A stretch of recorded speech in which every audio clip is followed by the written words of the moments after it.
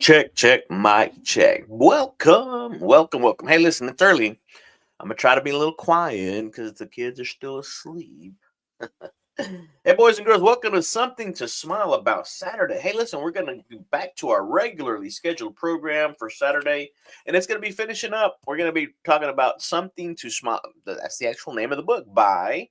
Yep, you guessed it. That guy right there, legendary speaker and trainer motivator, Mr. Zig Ziglar, guys. And today we're going to be talking about how truth is stranger and more exciting than fiction.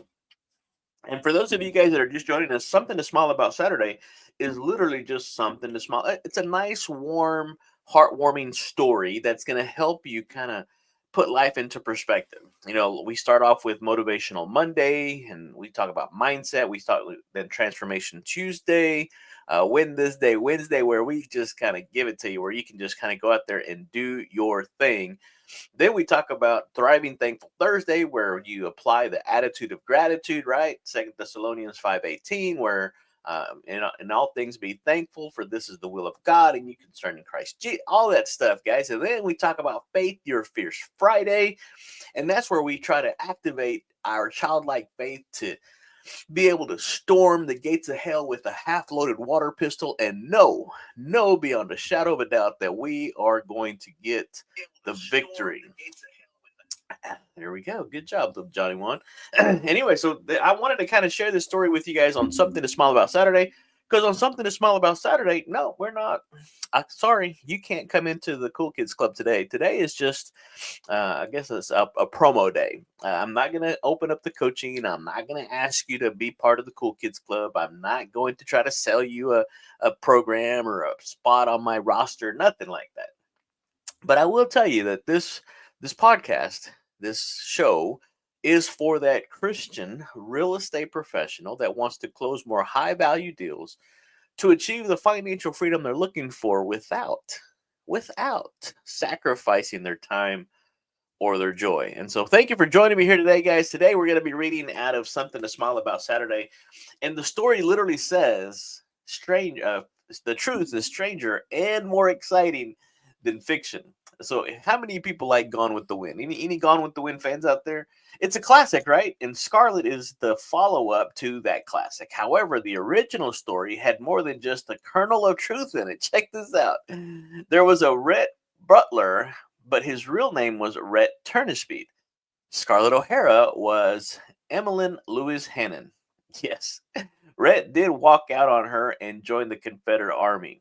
When the war was over, Rhett Turnipseed became a drifter and a gambler. Ended up in Nashville, where his life was turned around on an Easter morning in 1871, when he attended a Methodist revival meeting and became a committed Christian. Soon after, Rhett enrolled in Vanderbilt University and became a Methodist preacher. Reverend Rhett was worried about a young woman in his flock who had run away and was working in a house of prostitution in St. Louis. And so Rhett rode off to look for her and found her. Incredibly enough, the madam was his former love, Emmeline Louise Hannon, or Scarlet. She refused to let Rhett see the young woman, so Rhett challenged her to a game of cards. If he won, the young girl would be set free. If Scarlet won, she would remain. Imagine that, your life being played over by cards. Fortunately, the story ends well for everyone. The young girl married well and became the matriarch of a leading family in the state. So here's the good news in that, right? You can change and make sure it's for the better. So later, Emmeline, impressed with the change in Rhett's life, also became a Christian and joined the Methodist Church. Eventually, she opened an orphanage for Cherokee children. She died in 1903. Her grave is marked to this day. So the message is twofold here today, boys and girls. First, truth really is stranger and more exciting than fiction. And second, yes, absolutely, people can change. Going from gambler to preacher and from madam to operator of an orphanage for displaced children represents quite a change, right? Pretty drastic change there. So don't give up. You absolutely can change. Here's a little funny story Mr. Ziglar likes to share. Comic J. Scott Homan said he's been trying to get into shape doing 20 sit-ups each morning. That may not sound like a lot, but you can only hit the snooze alarm so many times. So what's the takeaway in this story, guys? What is the takeaway? I mean, seriously, would you believe me if I told you that the real life Gone with the Wind was even crazier than the movie itself? I mean, a gambler turned preacher, a madam-turned-orphanage founder. I mean, sounds like fiction, right? No, it really did happen. So I want to just kind of share with you, right? Because how many of us, truth be told, right, if you were to be honest with yourself, how many have ever felt like you've gone too far in the wrong direction? Maybe you've made a mistake, or life didn't quite go the way you planned. But let me tell you something, right? Your past, check this out, your past does not disqualify you. Your choices today determine your future, right? If you've been going down the wrong path for X amount of time, all you got to do is turn around. Turn around. Every now and then I get a, yeah, I get it. All right, we'll leave the singing to the musicians, right? But seriously, guys, our story today, we were talking about Rhett Turnerspeed and Emmeline Lewis Hannon, the real life inspirations behind the movie Gone with the Wind. All of a sudden, the gambler who was not only just a gambler, but was also a drifter. Hey, what's up, my man Bob? I'm doing it early. I'm coming in early Saturday morning, boys and girls. So you guys are gonna watch this on the replay, the majority of you guys, but I'm gonna start doing this early. I like the earlier spot. But on Something to Smile About Saturday, that's all we're doing is giving you a nice story. And again, it's out of the book Something to Smile About by Mr. Legendary speaker, trainer, motivator, Zig Ziglar, which really that's who this whole Fun Life community is powered by, right? He left us an incredible amount of information that we can share with you guys to help you live your best, most fun, and blessed life ever. It's going to help you be more, do more, and have more. And right, you can't give that which you don't have. It's almost impossible for you to give something you do not possess. So all of a sudden now you have the opportunity to be able to go out and give more of your time, your talent, your treasure, your resources, right? There's so much. There's so much that happens. All right, back to the story. But it gets better, right? The story gets better because later Rhett was looking for a runaway girl in his church who ended up going into prostitution. They play a little, he runs into the love of his life. And all of a sudden they're playing a card game to decide her future. I mean, it doesn't get any crazier than that. And so all of a sudden the girl sees, there's a chance. Somebody thought enough to go out and somebody thought enough about me because I remember my story. And I don't know if you know this, but I had got let go from a job, which involved the FBI, the DEA, and the local sheriff in Gregg County. I had made some bad choices after being interrogated by the three in companies, people, FBI, DEA, and the sheriff. Guys, I was 20. I was in my early 20s. I made a mistake. I did something wrong. I shouldn't have. But all of a sudden, I was let go, and I couldn't find a job. Somebody believed in me enough to give me a job. That was my man Lynn Pratt Holmes. Gave me a job, and he took me in when I couldn't find a job anywhere else. I told him the truth. I told him the story, and he's like, you know what? I'd hire you just for that. And so he believed in me. He was actually my first mentor that took me and started training me and started showing me a lot of the disc, a lot of the personality profiles, a lot of that stuff. And here today, now I teach it. Now I teach it to other real estate professionals that don't quite understand how the personality profile works and how you can leverage their personality into your presentation based off of their primary motivating factors and really kind of hit in the key areas of their lives that you can help them. Anyway, blah, blah, blah, blah, right? But kind of getting back to the story, it's an interesting story because they did change. Something good came out of it. And so all of a sudden, the motivation behind it, right? There's that power of redemption. There's something behind the story. And so what I need you guys, what I need you cool kids to grab a hold of today is your story is not over. I get it. I understand. Sometimes you go so far down the wrong road that you ask yourself, or you even tell yourself, what's the use? You throw in the towel. That's why you have a lot of people making these bad mistakes. They make a final decision on a temporary feeling, on a temporary moment in their life that isn't quite good.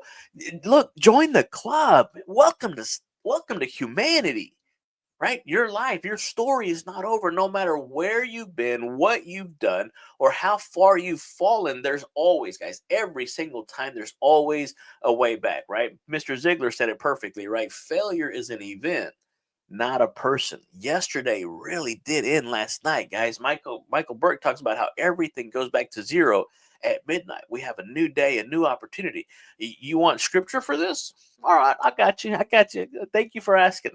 2 Corinthians 5:17. So, right, if anyone be in Christ, you're a new creature, right? Old things are passed away, all things are made new.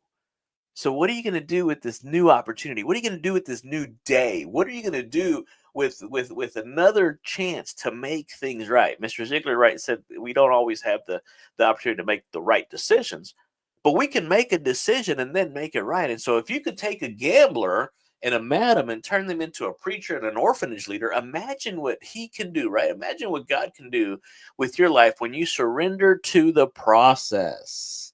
And so there's a process that's happening, right? There's that metamorphosis, that transformation that's happening in your world, right? Romans 12:2, be not conformed to this world, but be transformed, right? How?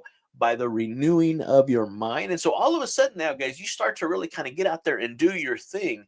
And I know I'm going longer than I normally do on my during the week stuff, but this is just a neat story that you can actually apply. It's very applicable in our everyday life. And so here's the methodology, right? Here's 3 things that you can start doing today that you can turn your story around, right? Number 1, own it. Own your choices. Listen, they were your choices. Matter of fact, I had this conversation with my wife. I was appreciative because I was one of her choices. Look, you don't have to be defined by your past. If anything, you can allow your past to refine you, not define you. And so, but once you take that responsibility for who you are and where you are, right? All of a sudden now you can take it and rewrite the script. You rewrite the narrative going forward. And so don't dwell on yesterday, right? The yesterday's gone. Focus on today, the decisions today. Matter of fact, that's what that word focus stands for in my training yesterday. That was what the acrostic was given. A focus. Follow one course until successful. Focus on it. What is it that you want to do? A lot of times the old adage, right? The old Stoic quote, right? He who chases 2 rabbits catches none. So focus on one course until successful. Follow one course until successful. All right, number 2, surround yourself with growth-minded people, with people that are going to encourage you, to motivate you, that's going to help you be more, do more, have more. Who you spend time with really shapes your future, who you become. I mean, Rhett's life changed when he walked into a revival surrounded by people who challenged him to do better. And so find your tribe, find your people, guys. They're out there. You can't, right? Seek and you will find. Number 3, say yes to the right things. Too many times we say yes to the wrong things.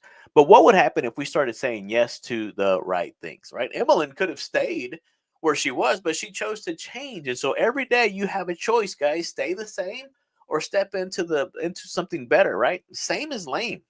Not gonna do that, guys. So the right choices compounded over time make a big difference. And so start today. Start today. As I wrap this thing up, right, I want to give you guys a fun fact. It says, did you know, right? Pedro loves to come up with our fun facts. He says, did you know that the shortest verse in the Bible is John 11:35?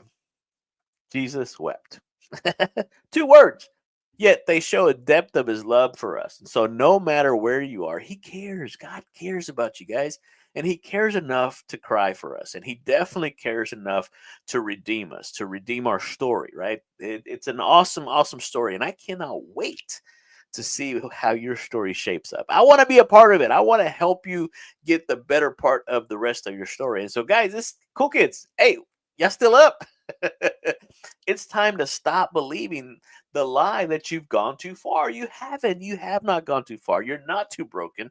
You're not too lost. You're not too messed up to change, right? Your message is going to come out of your mess. And so I want you to guys drop a fireball down in the comment section if you're ready to step into your second chance. If this message spoke to you, share it. Share it with somebody else who needs to hear it, because someone out there needs to know their story is not over. Listen, when I was in that room with those FBI's, ATFs, and the sheriffs, the DEAs, I was pretty sure my life was over at 21.